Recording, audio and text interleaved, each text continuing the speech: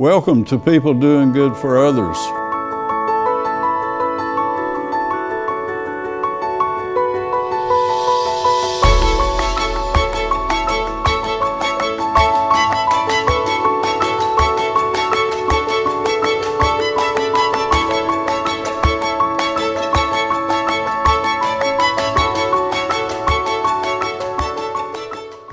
Good morning, friends. This is People Doing Good for Others, where we hold in the light those who truly matter in our communities, those with servants' hearts, those with vision to carry us where we need to be.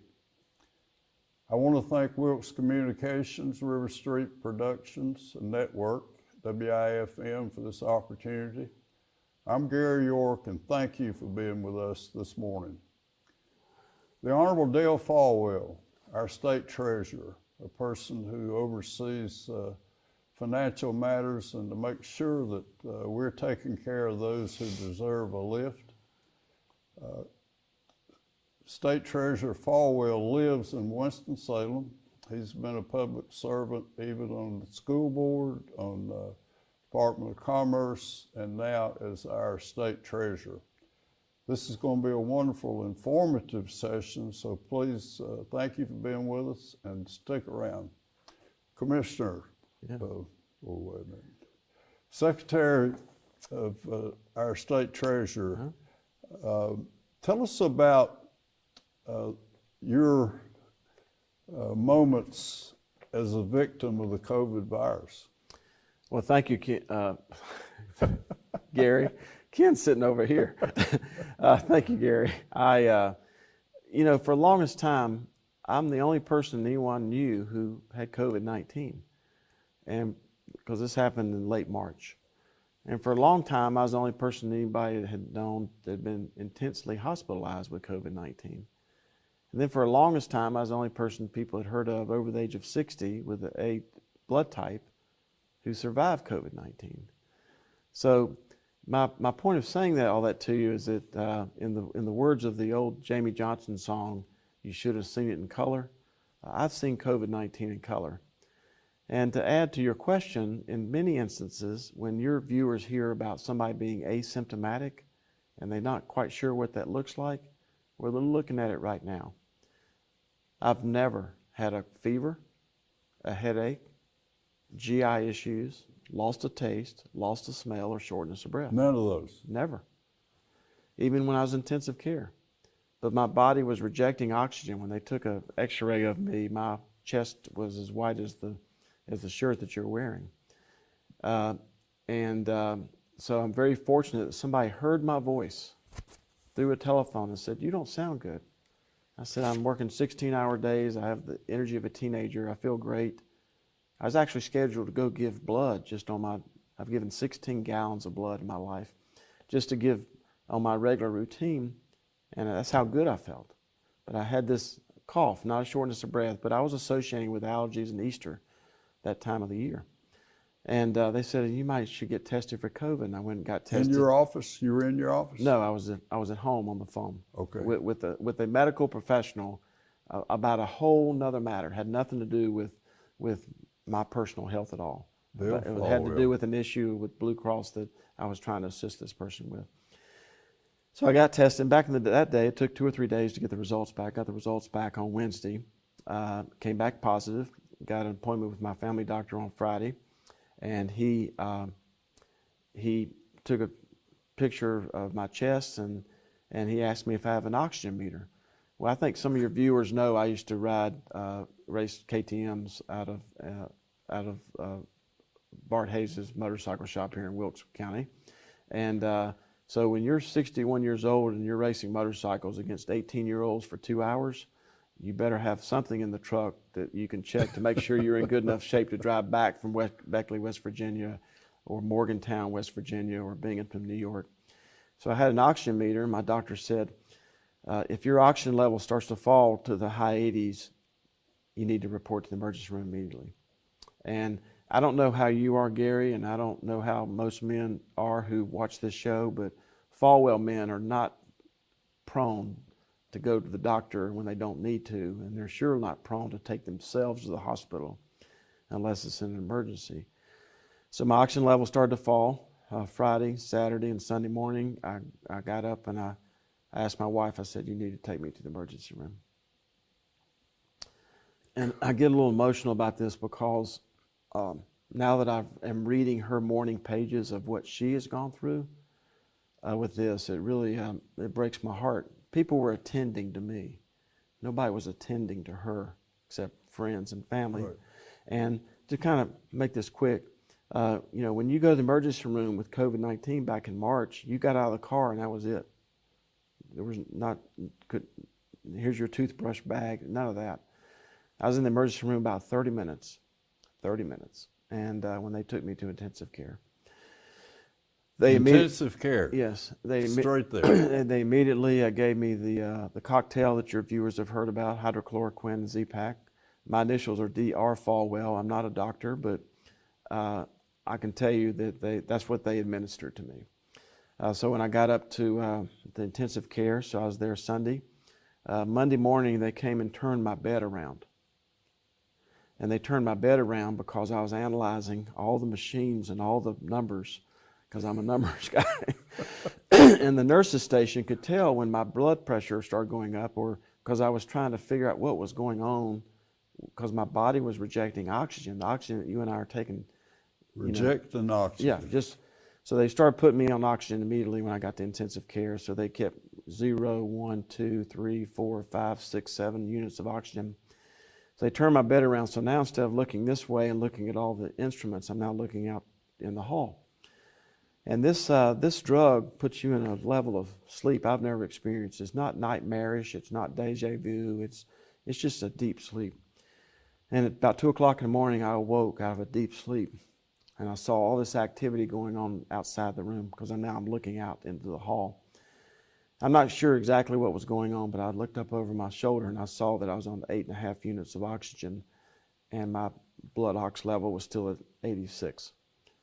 And I knew they have certain protocols they have to follow in order to ventilate people. And I knew that with my age and my blood type that I did not want to be ventilated because of what we now know happens to a lot of people who are ventilated. And all I could think about, Gary, was that scene between Timothy Robbins and Morgan Freeman in the movie Shawshank Redemption. Yeah. Where Timothy Robbins looks at Morgan Freeman and says, best to get on with living or get on with dying, Dale. So from that point, I started breathing in as if I was smelling all the flowers in my wife's flower garden and breathing out as if I wanted to blow out 62 birthday candles at my next birthday. So I monastically just started focused on my breathing, and I was in a very touch and go situation there. And but for the healthcare professionals who came in and squozed my hand, prayed with me during that process, I wouldn't be sitting here visiting with you today. So I'm just thankful, but for the grace of God and the prayers and the healthcare that I received, that I'm still here as the keeper of the public purse and the state treasurer. And that gives me an opportunity to do what you and I were both doing when we came in here, and that is that people ask me why I wear my mask everywhere. You've already had COVID. Yeah. You're the safest person to be around. And the point is that I wear it because nobody knows that I've had COVID. I just think that, and nobody knows what the efficacy of mask. I just think it sends the right message. Wow. State Treasurer Dale Folwell is sharing his experience and his hope today. Let's, as you have oversight of the state health care. Right. Let's visit that. Well, the state health plan has 720,000 participants on it. These are people who teach, protect, or otherwise serve, mainly at the state level. There are some local communities that are on the state health plan and their dependents. And to give you an idea of the buying power of the state health plan, we have about as many participants as the number of people that work for Warren Buffett's Berkshire Hathaway, Jamie Dimon's J.P. Morgan, and Jeff Bezos' Amazon. If you combine the United States workforce of those three companies, that's the buying power of our state health plan. So we should be able to buy health care and drugs cheaper than anyone else in the state because we're the largest purchaser in the state. And what we've been trying to do over the last 2 years is take advantage of our largeness. And the first thing that we've tried to do is to figure out what we're paying. Now, I know all the viewers in the Wilkes County area understand this, but there are people in other parts of the state that aren't so good at it. Because I call them people that we spend hundreds of millions of dollars with on the state health plan. And I said, I know what you billed me. I'm trying to figure out what I'm supposed to pay. So, for example, this is a document I sent UNC Healthcare, who we spend hundreds of millions of dollars with a year, hundreds of millions. I said, I know what I'm paying you.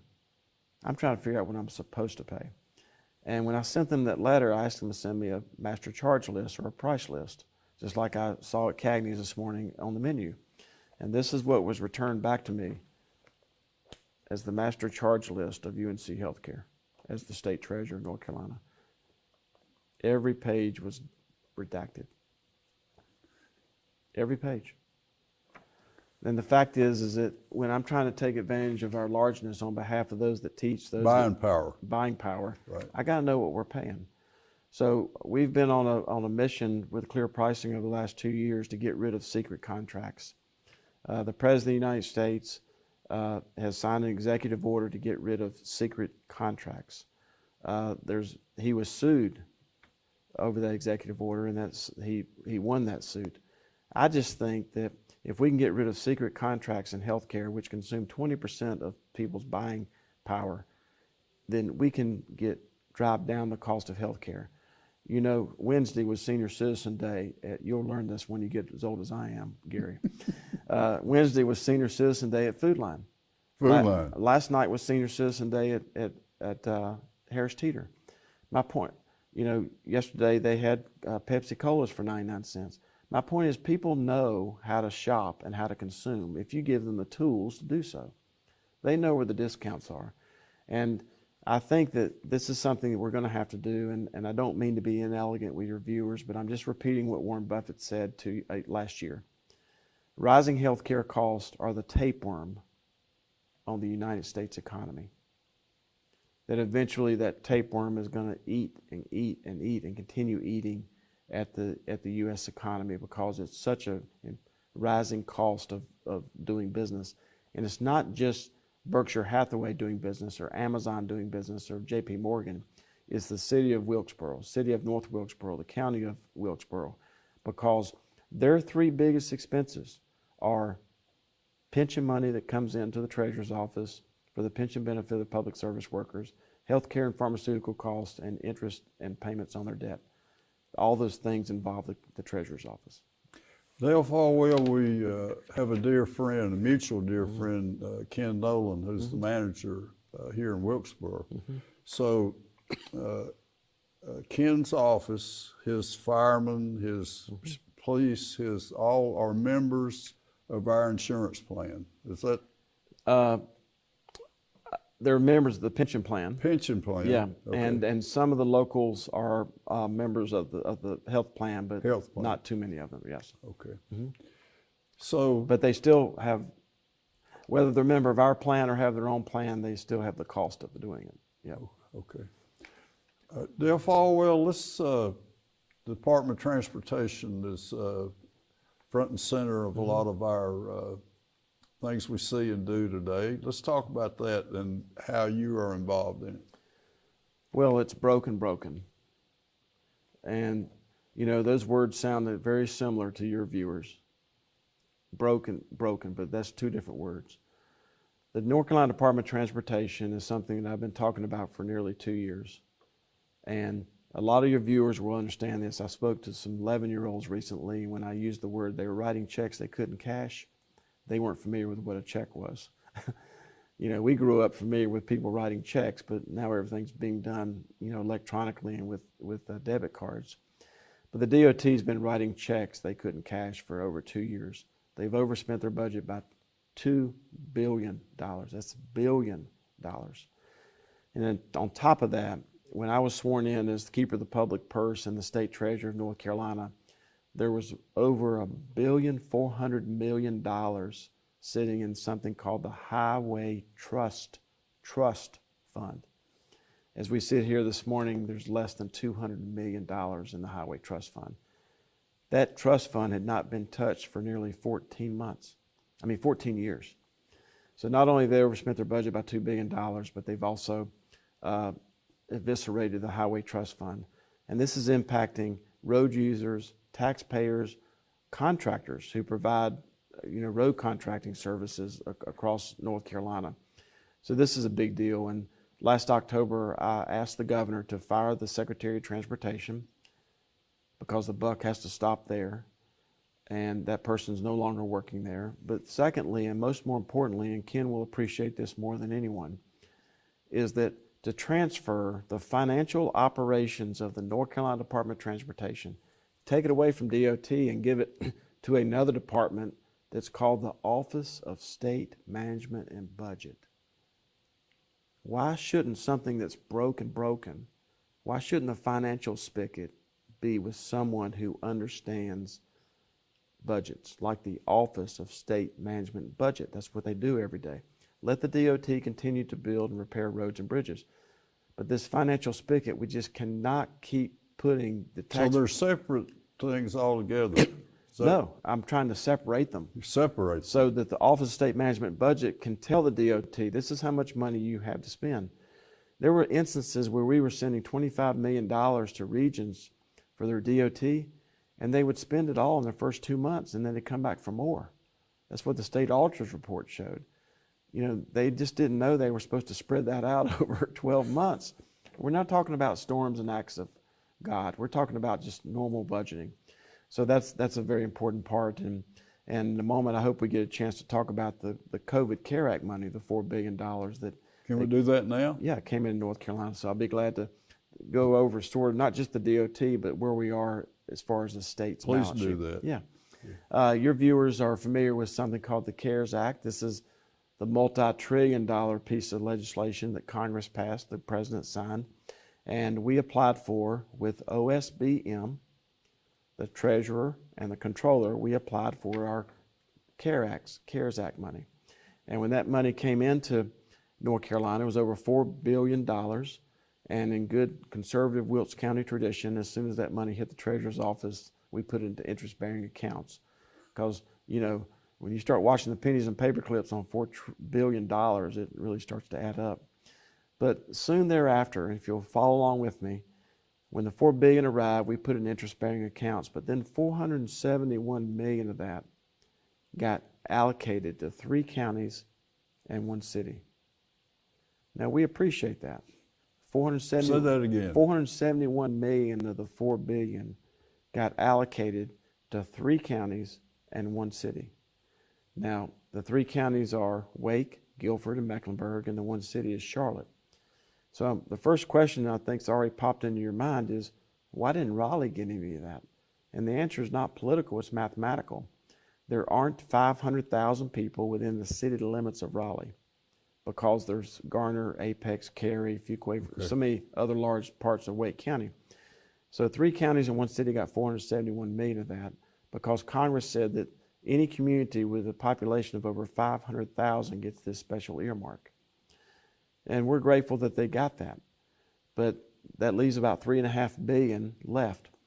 The legislature and every legislator in your viewership, Democrat, Republican, Independent, House and Senate, voted for the COVID bill through the North Carolina General Assembly. And the governor signed that about 4 weeks ago. And that's spent about $1.5 billion. So as we sit here this morning, we still have about $2 billion of COVID CARE Act money that's not been spent. We have $2 billion budget surplus from last year that hasn't been spent. We have $1 billion of rainy day fund, and of course we didn't completely dodge a hurricane this week, but it could have been a lot worse. And we have about $3 billion in unemployment trust fund. That's far different than 7 years ago when I was in charge of that agency. We had $2.6 billion in debt. So every $2.6 billion in debt. So every week that we paid out unemployment benefits after 2010, every week when we paid out unemployment benefits, we had to borrow the money from the federal government to pay interest. So we have $3 billion surplus now in that trust fund. So I know there's tremendous stress about the backlog and the frustration with the unemployment agency. They're working really hard, but at least it's some good news. Doing good for others is the name of your show. Yeah. That know that money's there. So the COVID CARE Act money got passed, but the money got distributed to the counties, not really the cities. So to give you an example of what happened, Alamance County, which is to the east of Greensboro, got $3 million. Guilford County got $93 million. Forsyth County got $6 million. Those counties are right beside each other, obviously different populations. 3, 93, and 6. Now eventually the 3 goes to 6 and the 6 will go to 12, but the 93 will stay the same. But it just gives you an example of what's going on. And the biggest frustration I have is that when Congress sent this money down, and Ken would confirm this, is that it had strings attached. And if there's a string attached in Washington, that string stays attached in Raleigh, and when the money gets distributed, cities ultimately did get some in the final hours of this session. When that string stays attached, and it said it had to be used for COVID-related activities. Well, I can tell you without even talking to Ken about this morning, that the cost of running the city have not gone down since St. Patrick's Day. The cost of running the city may have even actually gone up. So for Congress to say it needs to be used for COVID-related activities, like he needs to go out and buy something he doesn't need or create a program he doesn't need, why can't he use that money to backfill the shortfall in their budgets? Because when people are locked down, they can't move. And when you can't move, you can't consume. And when you can't consume, you're not generating the income, the gas, the sales, and the occupancy taxes. And those are the taxes that Wilkes County and Wilkesboro and North Wilkesboro and all the other cities and counties within your viewership, that's the money they need to fund things that your viewers care about. Public education, public safety, public works, and public roads. So that's sort of some of the challenges facing me as the state treasurer. It's also facing the cities and counties across North Carolina. And my big fear right now is for rural North Carolina, especially eastern rural North Carolina. Terrell County, which we talked about in the last segment, there's less people in that county than there is at a big high school in Charlotte. That's the population. That's amazing. And Terrell County, which is the county you would drive through to get to the Outer Banks from Wilkes County, Terrell County has experienced a 25% decline in their sales tax. And so when you experience a 25% decline in your sales tax. This year? Okay. No, just since St. Patrick's Day. Oh, wow. Just since St. Patrick's Day, and Ken would confirm this, not for Terrell County, but similar things have happened in Wilkes. When you experience that kind of sales tax decline, there's nowhere to go to raise that money, especially if you're in a community that is depopulated, or in some instances with your viewership, the population may have stayed the same the last 20 years, but the median income has fallen. So whether you're losing people or you're losing income, you're losing. And that's why my fear right now and all my heart as a state treasurer and as chair of the local government commission, chair of the state banking commission, is to make sure that we understand what's really going on in rural North Carolina, all rural North Carolina, but especially eastern rural North Carolina. State Treasurer Dale Folwell, Ken Nolan serves a board that you're significantly involved. Share that with us, and what does this board do? Well, the city of Wilkesboro and North Wilkesboro and 538 other cities are a generally member of the North Carolina League of Municipalities. And the League of Municipalities sets up a board to help them, we're talking about 540 cities, really be subject matter experts in the area of the pension. As I said earlier, 3 of the biggest expenses of the city of Wilkesboro are the pension, the healthcare and pharmaceutical for public service employees, and principal and interest on the debt. So it's so valuable to have Ken as one of those representatives of the League of Municipality, and I meet with his group every 3 months. I always love meeting with him in person because I get a free Pepsi-Cola and a pack of nabs. But this Zoom thing, I'm not getting any nabs or Pepsi-Colas through the computer these days. But I always enjoy meeting with them because we give them the facts about where we are. And where we are with this pension plan, even though it's one of the best funded pension plans in the United States, Moody's, one of the rating agencies, said we're number 1 in the country in terms of our ability to withstand an economic shock. This pension plan that they're participants in is 88% funded this morning. The South Carolina pension plan is only 55% funded. 88. Yeah, South Carolina is only 55. Alabama is only 65. One of the Kentucky retirement systems is only 20% funded. The ones that Ken helps oversees is 88% funded. And even though it's well funded, we've got some headwinds. And the headwinds, some are blessings, some are not. Interest rates have gone to zero. Well, when you have $40 billion in things that earn interest and the rate you get on it goes to zero, that's a headwind. Secondly, there's no minimum retirement age and people are retiring earlier than ever before. And thirdly, which is a blessed event, people are living longer.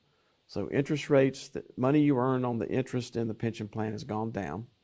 People are retiring earlier than ever before, which means they're drawing it sooner. And then people are living longer than ever before. And that's some of the things that Ken helps me monitor. When we, State Treasurer Folwell, when we talk about pension plans, now does that mean that next week after one retires, having paid into it for 40 years maybe, he or she will get a check immediately? Yeah. Is that the way it works? Well, if you have 30 years of service, let's just not try to overcomplicate it. Okay. If you have 30 years of service, no matter how old you are, and you retire, as soon as you fill out those retirement papers within a 60 or 90-day period, you start getting a pension check for the rest of your life. Okay. And those funds are invested in a fiscal responsible person like you has discretion about where that money is invested. Give us a little bit of, a lay person would understand. Well, it's exactly like people go about investing in their personal lives. Just multiply it by $100 billion. We have a lot of money sitting in things that just earn interest. For your viewers, it'd be equivalent to a certificate of deposit at a bank. Okay. And we have a lot. That's the most secure. Yeah. Is that the yes. ground level? Unless interest rates go up. Okay. We have a lot of money in United States stock market. We have $17 billion in foreign stock markets. We have $10 billion in real estate. We have $1 billion worth of timber. Just timber that I would love to sell somebody on this show today, by the way. It stretches from Raymond, Oregon to Ponte Vedra Beach, Florida, so you can have a whole swath of timber from Oregon to Ponte Vedra Beach, Florida. We have some alternative investments. We have some opportunistic fixed income investments and some venture capital. So that's sort of where the $107 billion is. And as of last night, the amount of money in the plan hit a high that it's never seen, even from the peak on Valentine's Day of this year, especially considering that since Valentine's Day, the plan's paid out $2 billion in benefits, and we crossed the benchmark of $107 billion. And we talked on the show about how unlikely I am to be the state treasurer, and I just want to tell you that as I report this good news to you about the stability and the safety of the pension plan and the health plan, that I'm standing on the shoulders of a lot of hardworking, dedicated people at the treasurer's office who are trying to figure out what's right, get it right, and keep it right on behalf of those that teach, protect, and otherwise serve. We trust you to be that oversight, that person who has my goodwill and my family in your heart as you look after us. Thank you so much for coming here today and for choosing to be folks who want to learn, folks who want to be given confidence in the system. Now, how much do you say you pay out a month? Just in the pension, we pay out $540 million a month. On the health plans, $180 million, and pharmaceuticals, it's about $70 million. It's $750 million every month. So to put that in context for your viewers, over a 6-month period of time, we pay out as much money as R.J. Reynolds paid for the whole worldwide operations of Nabisco once upon a time. Dale Folwell, State Treasurer, a man of great honor, integrity, courage, and vision, and love, and caring about people. Well, thank you. End with us, if you will, with just a moment of gratitude or How do you feel about the person where you are today doing the great things you do? Well, I feel like, as I said to you before, and when you go through COVID-19 and you're hospitalized, you realize there's a difference between being religious and being spiritual. And as I said earlier, I think God put everybody on this earth that could possibly be better at, not better than, but better at something than anyone else in the world. And I'm just trying to be the best state treasurer of North Carolina. And we do that, as former Governor Jim Martin used to always say, doing right's rarely wrong. And every day when we come to work, we have an opportunity to be fair and just on behalf of those that teach, protect, and otherwise serve through this pension and the state health plan, and the taxpayers like them who help fund these plans. And if people want more information, they go to nctreasurer.com, and be sure to go to nccash.com, which is inside of our website, because I can tell you that there's hundreds of your viewers that have money at the treasurer's office that belongs to them, and they can find that out by going to nccash.com and punch in your name, your maiden name, your kids' names, or your parents' names.